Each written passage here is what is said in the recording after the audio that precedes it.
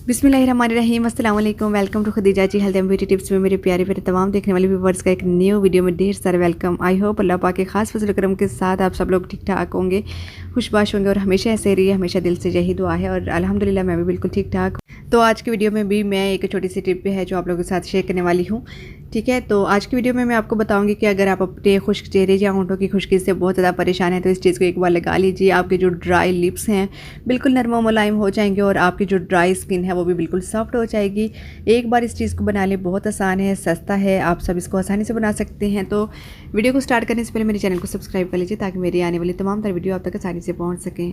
तो इसे बनाने के लिए आपको चाहिए होगा ग्लिसरीन, जो बहुत ही ज़्यादा सस्ता इंग्रेडिएंट है और आसानी से आपको मेडिकल स्टोर से मिल जाएगा। ठीक है, हाफ टी स्पून भरकर हम इसमें ग्लिसरीन जो है वो ऐड करेंगे। दूसरे नंबर पर हमको चाहिए होगा अर्के गुलाब यानी कि रोज़ वाटर भी हमने हाफ टी स्पून जो है वो भरकर लेना है, ऐड करना है इसमें। अब इसे मिक्स करेंगे, दो चीज़ें आपने मिक्स करनी है। ठीक है, और उसके बाद आपके ज़हन में आ रहा होगा कि इसमें लेमन भी ऐड करना होगा, तो लेमन जो है वो हम इसमें ऐड नहीं करेंगे क्योंकि लेमन ऐड करने से स्किन जो है वो बहुत ज़्यादा ड्राई हो जाएगी। लेमन होता है हाथों के लिए, स्किन आपकी डार्क हो तो उसके ऊपर लगाते हैं, भी नरम मुलायम होने के साथ साथ जो स्किन होती है वो लाइट भी हो जाती है। तो रात सोने से पहले आपने अपने लिप्स को, अपने फेस को वॉश करना है। ठीक है, और उसके बाद फिर आपने इसके ऊपर लगा लेना है और लगाने के बाद आपने मसाज करना है ताकि स्किन जो है वो अच्छे स्किन में ये अच्छे से ऑब्जर्व हो जाए।